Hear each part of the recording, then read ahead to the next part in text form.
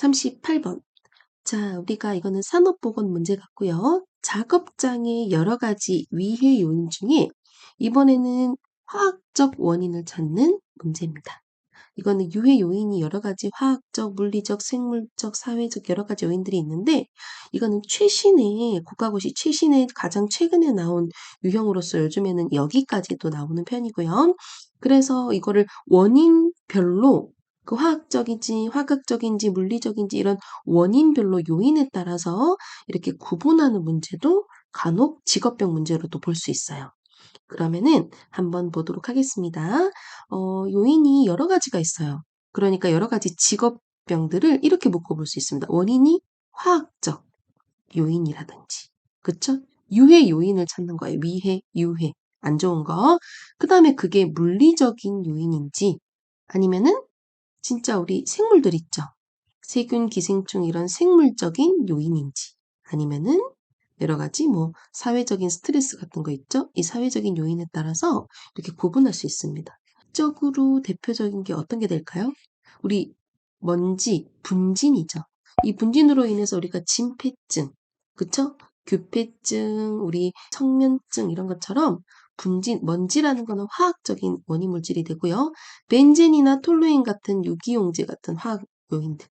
아니면 여러 가지 가스, 중금속, 납, 그쵸? 이런 것들, 그럼 이런 것들이 바로 화학적 요인이 될 것 같고요. 물리적인 게 이제 기온, 이상 기온 같은 거 있죠. 이상 기온이라든지 아니면은 우리 기압이 너무 높거나 낮거나, 그쵸? 고산병이라든지 자만병이라든지 아니면은 불충분한 조명으로 인해 우리 안구가 떨리는 안진 같은 거 나타날 수 있는 조명, 아니면은 소음, 진동 이런 것들이 물리적 요인이죠. 화학이 들어간 건 아니고 생물적이라고 하면은 이제 세균, 뭐 기생충, 뭐 알레르기원 이런 것들이죠. 사회적은 아무래도 정신적인 것들 생각하면 돼요. 정신적인 피로라든지 스트레스, 불안, 여러 가지 뭐 질병 이런 것들이 이런 네 가지 요인들이 될 수가 있습니다. 그럼 이번에는 이 문제는 화학적 요인, 화학적 원인을 찾는 질병을 찾아야 되니까 안진 가볼까요? 안진은 우리 내가 원치 않았는데 자동으로 안구가 저절로 떨리는 거죠. 움직이는 거. 그거는 우리 예전에는 안진, 안구 진탄증이라고 됐는데 이 안진 같은 경우에는 조명이 불충분해서 그래요. 조명. 가시광선입니다. 불충분한 조명 때문에 이럴 수 있죠. 만약에 우리가 동굴 같은 거 이런 거 있죠. 그런 것들을 좀 캐거나 이런 업무를 하실 때 어두운 조명에서 일하시죠. 그럴 때 안진 같은 것도 일어날 수 있습니다. 이거는 조명이니까 아무래도 물리적이 되겠죠. 두 번째, 이타이타이. 이타이타이 병은 우리 중금속, 대표적으로 뭐가 부족해서, 뭐가 이렇게 쌓여서? 아무래도 카드뮴입니다. 중금속. 이 카드뮴이 이 중금속이죠. 얘가 너무 중독되면서 바로 칼슘을 떨어뜨립니다. 그러니까 뼈가 약해지죠. 그래서 고리 연화증, 골다공증, 보행장애 이런 것들이 나타날 수 있어요. 이게 바로 중금속, 화학적이죠. 정답은 2번이 될 것 같아요. 레이노병, 이거는 추위 또는 진동 때문에, 그쵸? 말초 혈관들이 많이 수축됐다가 이런 일이 발생해서 손끝이 어떻게 되죠? 하얗게 됐다가 순환이 안 돼서 그렇죠. 나중에 다시 원래대로 벌게지긴 하지만 청색이 됐다가 벌게지는 이 레이노병. 통증도 심하고 그래가지고 장갑을 껴준다든지 이 진동이 많은 업무에서 그럴 수 있죠. 타이핑하는 타이피스트 아니면은 뭐 건반악기 키보드 이런 거 하실 때 레이노병이 나타날 수 있는데 이거는 아무래도 물리적이 되는 거죠. 화학이 아닙니다.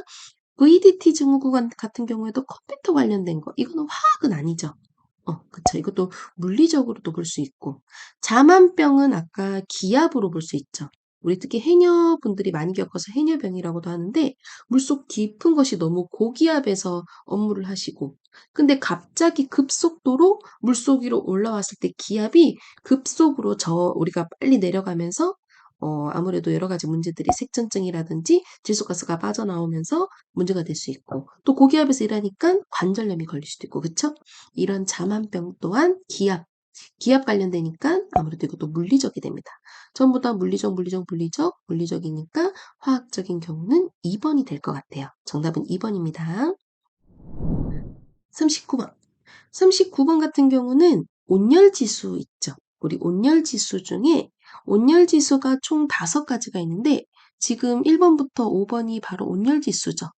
유효온도, 최저온도, 카타 냉각력, 불쾌지수, 습도흡고 온도지수 전부 다 바로 우리 온열지수 5가지 중에 항목인데 그 중에서 맞는 것을 찾아야 돼요. 문제 한번 읽어볼까요? 단위 시간 내에 인체의 단위 면적에서 손실되는 열량을 의미하고 공기의 쾌적도를 측정할 수 있다. 쾌적도. 쾌적도를 측정하고 뭐를 또 측정할 수 있을까요? 더 추가적으로 하면은 이게 있었으면 조금 더 확실했을 텐데, 그쵸? 공기의 냉각력. 우리가 냉각력이라고 해가지고 여기에 문제가 있으면 쉽게 카타 냉각력으로 찾게 되잖아요. 그래서 이것뿐만 아니라 다른 기능을 추가로 해서 최신 문제로 나왔었어요. 그래서 많은 선생님들이 헷갈리게 했었을 텐데 카타 냉각력입니다. 이것 또한 냉각을 측정할 수도 있고 얼만큼 공기가 쾌적한지도 나타날 수 있어요. 힐이라는 우리 사람이 이런 카타 온도계를 개발했죠. 카타 온도계를 개발해서 냉각력을 측정하고 쾌적도를 측정해 볼 수 있습니다. 그래가지고 우리 인체 표면에서 열 손실 정도를 측정하는 데 도움을 주는 이 온도계를 개발을 했죠. 정답은 3번입니다. 냉각력 측정, 쾌적도 측정. 추가적으로 하나만 더 얘기를 하자면 우리 그 불감기류 같은 거 느껴지지 않는 그 우리 바람 있잖아요. 이 불감기류에서 우리가 확인할 수 있는 미풍 같은 것들을 조금 정확히 측정할 수 있습니다. 이런 여러 가지 기능을 하고 있죠. 정답은 3번이었습니다. 우리가 주로 알고 있는 기능 말고도 이렇게 좀 어렵게 내볼 수도 있어요. 정답은 3번이었고요. 최적 온도는 가장 최적화된, 가장 적절한 온도를 의미하죠. 그쵸? 최종 체온 조절에 있어서 가장 적절하고 좋은 온도. 유효 온도가 한 번씩 답으로 시험에 잘 나오죠. 같은 말로 뭐 감각 온도, 시료 온도, 그쵸? 우리가 체감 온도라고도 하죠. 이거는 우리가 보통 기후 요소의 기온, 기습, 요 기류를 3가지를 종합한 체감 온도라고도 표현합니다. 불쾌 지수는 아무래도 불쾌감을 느끼는 정도를 수치화로 나타낸 거죠. DI로 해가지고 우리가 불쾌 지수 우리 구분하는 거 있었어요. 그쵸? 보통 기온 그리고 기습에 따라 우리가 느낄 수 있는 불쾌감. 그러니까 기온이 높고 기습이 높으면 불쾌 지수가 상당히 올라가죠. 그리고 습구 온도 지수. 이것도 온열을 평가할 수 있는 미나드라는 사람에 의해서 발견된 것입니다. 내가 5가지가 바로 온열 지수라는 걸 알고 이 문제는 바로 쾌적도를 측정해야 되기 때문에 정답은 3번이 되어요.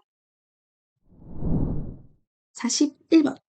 자, 우리 이번에는 또 평가를 해볼까요? 우리가 여러 가지 보건교육에서 평가법 중에 이번에는 성과평가를 고르는 문제였어요. 성과평가라고 하면 어떤 평가의 종류에 들어갈까요? 절대평가, 상대평가 그런 게 아니라 환경을 평가하는 요소에서 우리가 3가지가 있었죠. 주어지는 환경평가. 3가지가 들어가는 투입원들 아니면 교육을 하는 뭐 구성원들이 적절한지 뭐 선생님 같은 운영 주체자가 괜찮은지 이런 투입원들을 평가하는 게 투입평가가 될 거고요. 그 다음에 제일 많이 볼 수 있는 게 과정평가죠. 과정평가는 하는 실천 중에 뭐 실천 과정이라든지 오류는 없는지 혹시 오류가 있다면 다시 피드백을 해가지고 반응들 이 반응들을 우리 분석하는 게 바로 과정평가가 되죠. 마지막에 환경평가에서는요. 성과평가가 아무래도 시험에 답으로 많이 나와요. 성과라는 거는 아무래도 그 교육을 진행했어요. 보건교육이라고 하면 건강교육이겠죠. 교육을 하고 나서 얼마나 성과가 좋았는지 그 실행했던 효과를 되도록이면은 측정해가지고 나타날 수 있는 값을 평가하는 거를 성과평가라고 합니다. 그러면은 문제 한번 읽어볼까요? 이번에는 어떤 대상자냐면 고혈압 환자들에게. 고혈압 환자들에게 고혈압을 관리하기 위해서 운동요법 교육을 하는 것 같아요. 그쵸? 여러 가지 운동요법을 시행했어요. 실시 후 교육을 끝냈죠. 교육을 하고 나서 성과평가니까 그러면 고혈압 환자가 운동요법을 해가지고 좋아지어야 되는 게 뭘까요? 혈압이 고혈압이 나타나지 않고 잘 관리가 되는 게 그게 바로 측정할 수 있죠. 그럼 혈압을 계속 체크해 볼 수 있는 겁니다. 그렇게 혈압을 체크해서 얼마나 효과가 좋았는지를 지속적으로 측정을 통해서 확인할 수 있어요. 그게 바로 우리가 실행 효과를 측정하는 평가법인 성과평가에 해당합니다. 운동 종류? 종류는 시작할 때 아니죠. 종류를 이제 와서 평가하는 게 아니에요. 운동 지속 여부? 그런 지속함이보다는 아무래도 우리가 측정할 수 있는 그 혈압 체크가 중요한 거예요. 강도, 식이 섭취, 이건 운동요법이죠. 그래서 지속적으로 혈압을 측정해서 얼마나 좋은 성과가 나타나는지 확인하는 게 중요합니다. 정답은 4번이에요. 자, 43번. 이번에는 우리나라 국민의료비가 점점 올라가고 있죠. 의료가 발달하고 여러 가지 요인에 의해서 점점 우리가 병원 이용도 높기 때문에 국민의료비는 나날이 증가합니다. 그 다른 OECD 국가들보다는 조금 우리나라가 높은 편이 아니라 할지라도 우리나라는 점점 국민의료비가 올라가겠죠. 만성질환도 급증하고 이제는 고혈압, 당뇨 이런 것들 완치 개념보다는 평생 관리하는 거기 때문에 병원 이용 또한 오래 할 겁니다. 기술 발전했고요. 노인 인구는 나날이 계속 늘어나고 있죠. 병원 이용이 높아집니다. 그렇기 때문에 아무래도 너무 의료비가 상승되는 것을 얻기 위한 대책으로 옳은 것은 첫 번째, 3차 의료를 점점 이쪽 3차 의료 대학병원 이쪽으로 너무 의료제도를 개편해 버리면 그쪽으로 병원 이용률도 높아지겠죠. 1차 중심으로 짜는 게 좋아요. 보건소, 의원 위주로. 그래서 1번은 대책이 아닙니다. 만약에 우리가 병원을 이용하는 거 말고 여러 가지 대체할 수 있는 서비스들이라든지 여러 가지 뭐 대체 인력이라든지 이런 것들을 개발하는 거는 확정되면은 안 되죠. 그럼 무조건 병원으로만 가기 때문에 조금 다양한 의료 대체 서비스가 필요합니다. 그리고 여러분들 계속 의료기술이 발전할수록 의료비가 올라가고 있고 고가를 하면은 아무래도 자꾸 의료비도 더 올라가겠죠. 이런 것들을 조금 사용을 억제하고. 자, 그 다음에 지불보상 제도를 사후 결정한다는 게 우리 행위별 수가제죠. 그러니까 만약에 행위별 수가제로 항목이 늘어나 버리면 계속 행위 하나하나마다 나중에 결정되는 방식이 요금이 많이 나오잖아요. 사후보다는 조금 사전 결정으로 보통 포괄수가제 같은 것들이죠. 그런 것들을 좀 많이 개편해 놓으면은 의료비 상승을 막을 수 있죠. 그리고 본인 부담률을 인상해 보는 게 아무래도 병원 쇼핑이라든지 이런 것들을 줄일 수 있어요. 너무 서비스를 남용하는 걸 줄일 수 있기 때문에 대책 방법으로는 맞는 표현입니다. 정답은 5번이 되겠어요. 44번. 수질 오염입니다. 자, 수질 오염이라는 거는 그 물은 스스로 깨끗하게 하는 자정 능력이 있죠. 아무리 오염되더라도.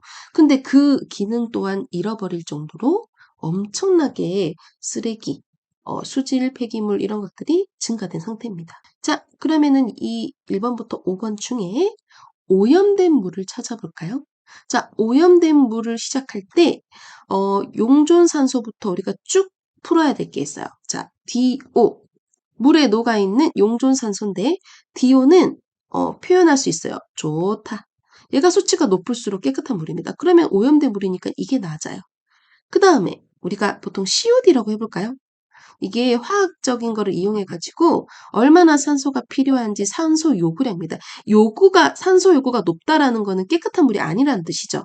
그래서 이거를 보통 나쁘다라고도 표현을 하거든요. 그래서 화학적 산소 요구량은 높죠. 오염된 물은. 또 나쁜 거, BOD. 이것도 나쁘다라고 표현할 수 있어요. 그래서 이것은 여러분들 생물을 이용해 가지고 생화학적으로 얼마나 산소가 필요한지. 이 나쁘다라는 표현도 오염된 물이니까 높아요. 그리고 우리 깨끗한 물은 우리 물을 계곡물을 생각해 보면은 담갔을 때 엄청 차갑죠. 수온이 높을수록 오염된 물. 그다음에 염분이 높을수록 오염된 물. 그리고 물속에 플랑크톤 같은 생물이 많으면 우리 적조 현상이 일어나죠. 플랑크톤이 주변의 산소, 지들이 증식할 때 그 산소를 다 빼앗기 때문에 플랑크톤이 많을수록 오염된 물입니다. 이 내용이 다 포함된 걸 골라야 돼요. 자, 깨끗한 물 가볼까요? 깨끗한 물은 DO가 어때요? 좋다가 높고 COD, BOD가 나쁜 거는 낮죠. 깨끗한 물. 반대로 가시면 돼요.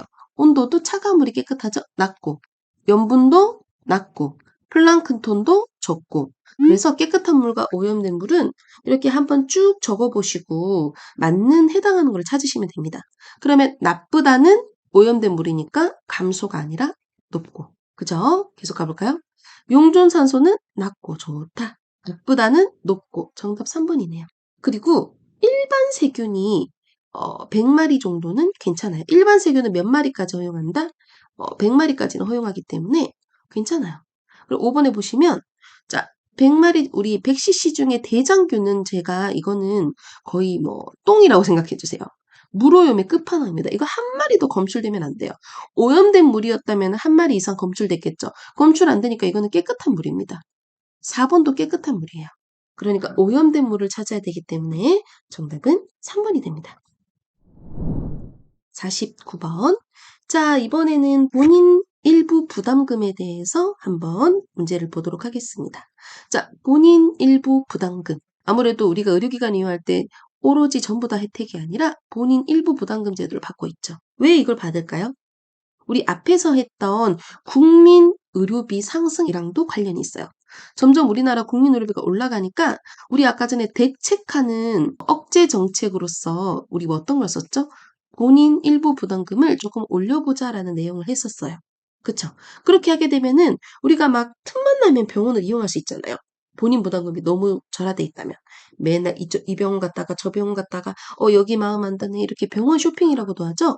이런 것들을 이용할 수 있기 때문에 이런 불필요한 의료 서비스를 받지 않도록 억제하는 내용입니다. 그거에 관련된 설명을 찾으시면 돼요. 1번 보험료 납부가 가능한지 안 한지 그건 아니죠. 2번 의사가 의료비용 절감? 그런 건 상관없어요. 3번 어린아이와 노인에게 본인 부담금을 제공해준다? 이런 의미도 아니에요. 일정 기간 경과 후 국가로부터 일정 비용 환불받는다? 그거에 대한 내용도 아니네요. 5번 가볼까요? 본인에게 부담을 해가지고 너무 우리가 불필요한 의료 서비스, 병원 쇼핑이라고도 하죠. 이런 것들을 좀 제한하는 제도다. 그쵸? 맞는 해당하는 설명은 5번이 정답이 되겠어요. 정답은 5번입니다.